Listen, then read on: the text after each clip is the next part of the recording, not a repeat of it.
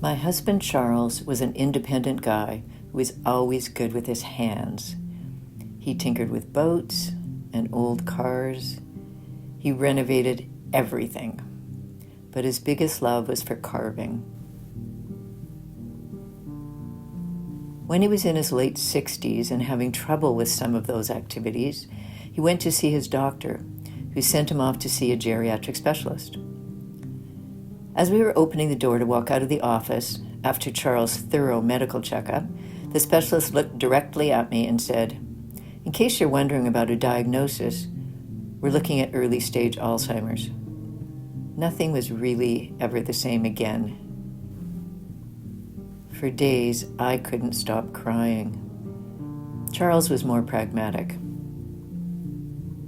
He said, "Just so you know, I won't be around to see the end of Alzheimer's."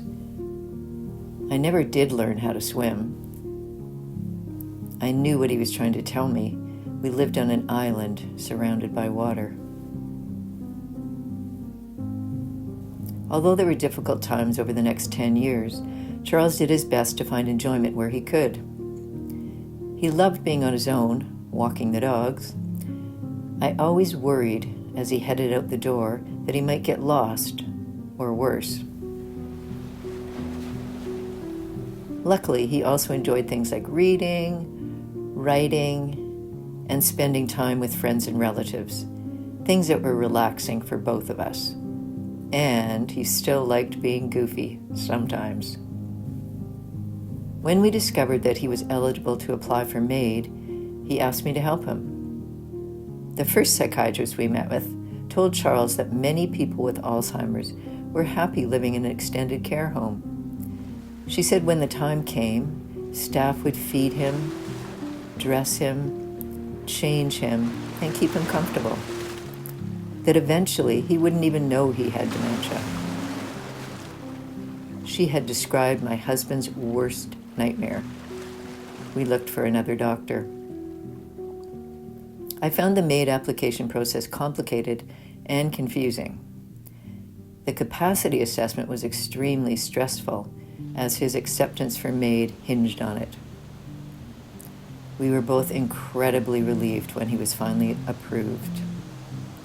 No need for a watery tragedy now. He started having daily naps. After lunch, I'd tuck him into bed, give him a kiss, and say, "Have a good sleep." And he always replied, "I'll dream of you." One afternoon, Charles came into the house looking very upset, and he asked me to call the MAID provider. I balked. He had had a terrifying episode of confusion. I told myself he would forget all about the incident by morning. He did forget, but the next afternoon he had another terrifying episode, and again asked me to call her. And so I called.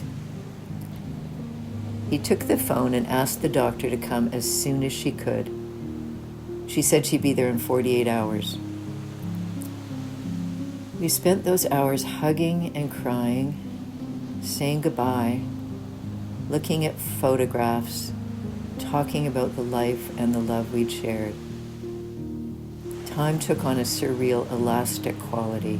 Every moment seemed to stretch out, and at the same time the hours flew by.